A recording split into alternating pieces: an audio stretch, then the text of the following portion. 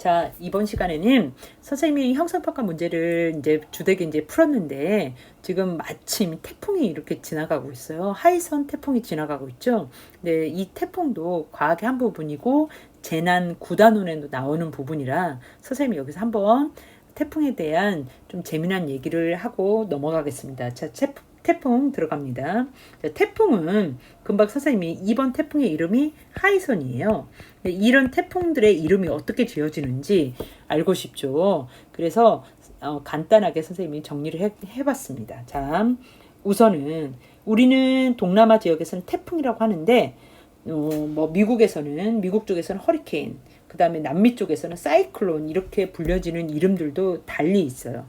어떻게 이제 이 태풍 허리케인 사이클론으로 불려지는지에 대해서 잠시 설명을 할 거고, 그 다음에 이 하이선이나 우리 지금 매미, 전에 마이사 이렇게 태풍 이름을 들어봤을 때 이거는 영어 이름은 아니죠.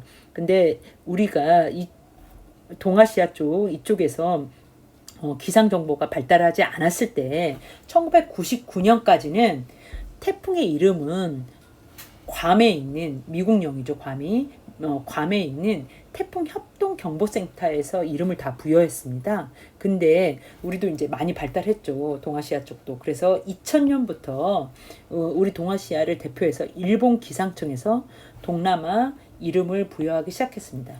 그러면 일본에서 그냥 이름을 짓느냐? 그건 아니에요.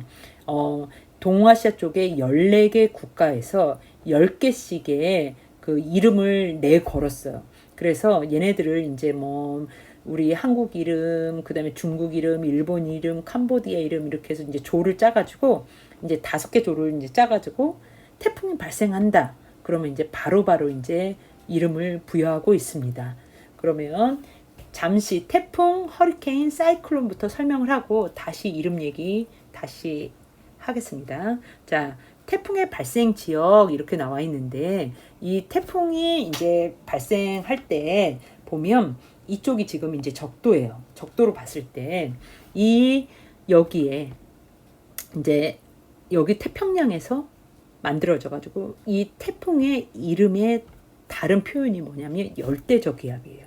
그러니까 말 그대로 열대 지방에서 만들어지는데 이 태풍은 엄청난 이제 수증기가 위로 올라와야 되는데 그렇기 때문에 이제 바다 위에서 대부분 만들어집니다. 그래서 이쪽에서 만들어져서 어떻게 이쪽을 타고 이제 가요.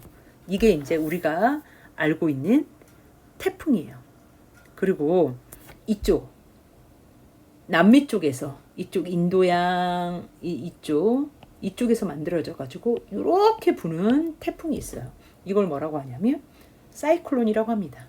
그러면 이쪽 대서양 쪽에서 만들어져 가지고 이쪽 미국 쪽으로 이렇게 날아가는 거. 이것들이 뭐냐면 허리케인이에요.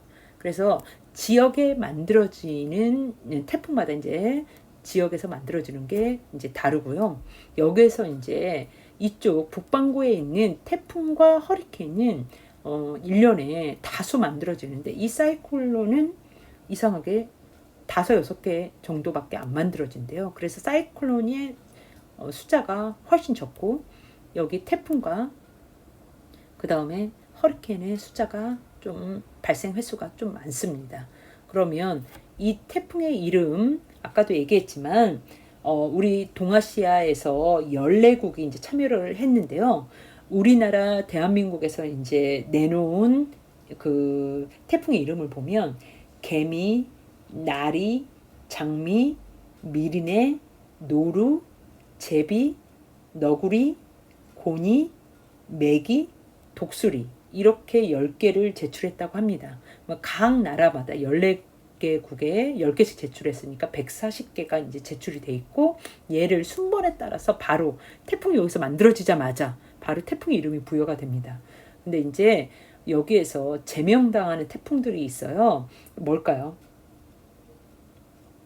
이제 예를 들자면 이제 매미 같은 경우 엄청난 이제 피해를 줬던 대표적인 태풍 중에 하나예요. 그래서 이 어느 이상의 이제 피해를 발생시키는 그 태풍의 이름은 이제 더 이상 태풍의 이름으로 쓰여질 수가 없습니다. 이제 제명당합니다. 그래서 이렇게 이제 전 세계적으로 태풍이 이런 형태로 만들어진다는 거 알고 있으면 되고요. 그 다음에 이거는 지금 태풍의 눈이라는 사진을 선생님이 지금 그냥 여기 이렇게 한번 넣어봤는데, 이 태풍에서 가장 중요한 거는 요렇게 바람이 불어 들어가고 요렇게 바람이 불어 들어요. 그래서 여기 가운데가 지금 눈이에요.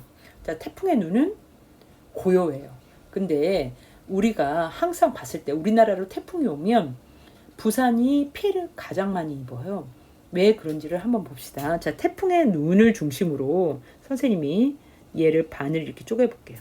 이렇게 쪼개면 지금 태풍이 바람이 이렇게 불어 들어오는데, 우리나라 위에는 이제 3학년 때 배울 건데, 바람의 방향이 바뀌지 않는 엄청난 세기의 바람이 붑니다.